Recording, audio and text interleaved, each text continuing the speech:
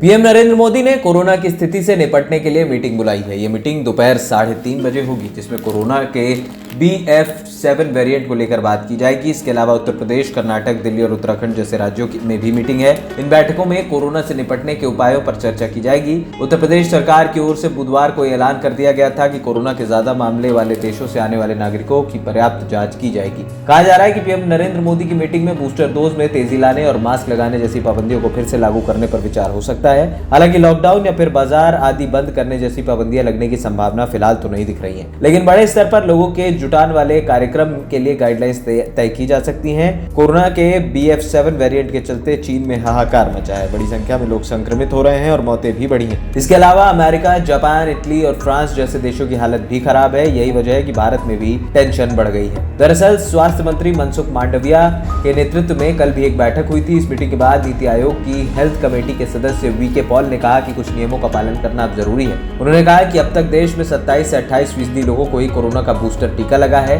इस आंकड़े को बढ़ाने की जरूरत है। इसके अलावा उन्होंने भीड़ भाड़ से बचने और मास्क लगाने की भी सलाह दी है। उन्होंने साफ कहा कि भले ही भारत में एक लेवल की इम्यूनिटी बनी है, लेकिन इसके बाद भी हमें सतर्क रहने की जरूरत है। गौरतलब है कि स्वास्थ्य मंत्री की ओर से कांग्रेस की भारत जोड़ो यात्रा में कोविड नियमों के सख्त पालन करने अथवा यात्रा को रोकने की सलाह दी गई। इस पर कांग्रेस ने ऐतराज जताते हुए कहा कि ऐसा कुछ है तो सरकार पूरे देश के लिए गाइडलाइंस जारी करे। बड़ी बात यह है कि कोरोना से निपटने के लिए अब सरकार एक बार फिर कमर कसती हुई नजर आ रही है। क्या एक बार फिर नरेंद्र मोदी सरकार लॉकडाउन जैसा बड़ा कदम उठाएगी या नहीं, ये देखने वाली बात होगी। ANP टाइम्स की रिपोर्ट।